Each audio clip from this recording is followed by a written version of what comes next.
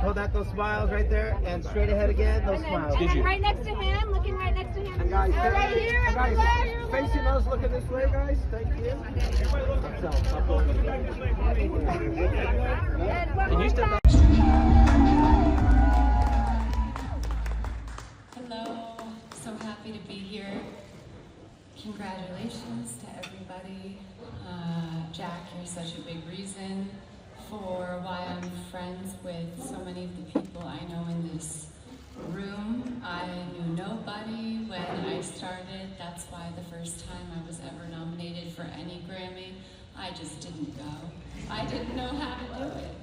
Lana Del Rey honors Taylor Swift at the Variety Hitmakers Awards for earning 2 entries in the Hitmakers Top 25 Songs of 2024. Lana also says that she didn't know how to submit her music to the Grammys until Jack Antonoff told her otherwise. "I thought that if your song was good, people just put it on a ballot, and if people vote for it the most, you won." Hello, so happy to be here.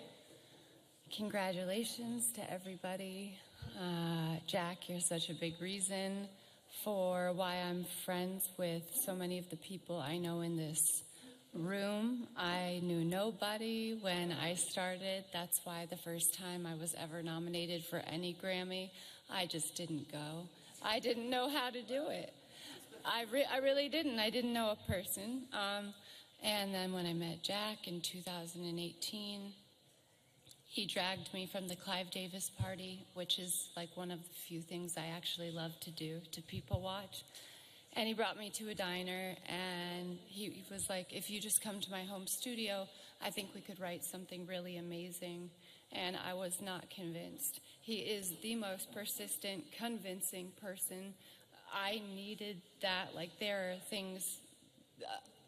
are so many things I would not have done if he hadn't made me. After his wedding, he told me to stay at the Seaside Motel last year for 5 days because there was only one slot left on the Zoom session to submit to the Grammys. I, at the time, didn't even know that you personally had to submit. I thought that if your song was good, people just put it on a ballot. And if people voted for it the most, you won. So I waited for 5 days.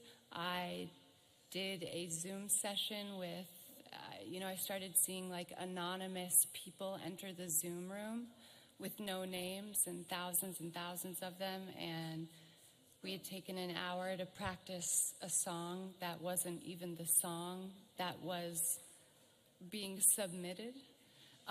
Because I didn't know how to do like Jimmy Jimmy Cocoa Puff, Jimmy Jimmy Rice. So I just did my favorite song. And we ended up being nominated for, was it maybe 5 nominations last year. So, there's so many things that I learn every year. I'm so happy for everybody who has won an award. I'm hearing words tonight like innocence is the most important thing to hold on to. Truth prevails above all. Follow your heart. This is a way different climate than 15 years ago. I'm just there. I have so many thoughts in my head, and I'm hoping that everyone who is here tonight who received an award will just fly with the confidence that getting it has instilled in you, if it means anything to you, because, if you have momentum, keep it up. Don't ever let it stop. Jack is a big reason why part of my story and the perception of me turned around. If it did at all, it is in part because of the music that he helped bring out in me.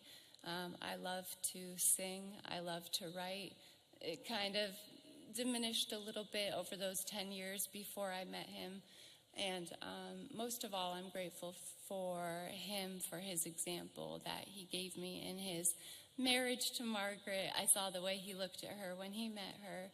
And he's a big reason why I waited so long to get married and why I met my amazing husband. And I really feel like there's kind of a singer's curse around like meeting an honest partner who has no skin in the game, no dog in the race.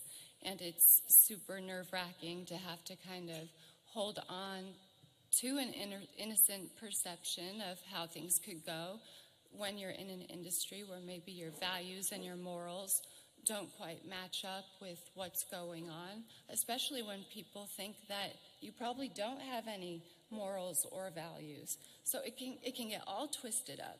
So Jack, thank you so much for maybe helping other people look at me in a way that is a little bit closer to how I perceive myself. Freud would say that that's very important, considering 30% of how you feel about yourself is what you hear other people say about you, regardless of whether you care or not. That's just true. So other than my managers, you really have turned my life around in the way that I still think making music is fun. You have so many friends. You've just really made it feel like Hollywood can be glamorous still, and you can still have a very rich home life, even when you get rich. I was talking about me, not you. You'll be richer than all of us with your 50% on everything. Jack has more marble in his house, more herringbone patterned wood floors, more shiplap, more farmhouse sinks and car elevator lifts in Brooklyn than I could ever imagine he'd be interested in. And congratulations.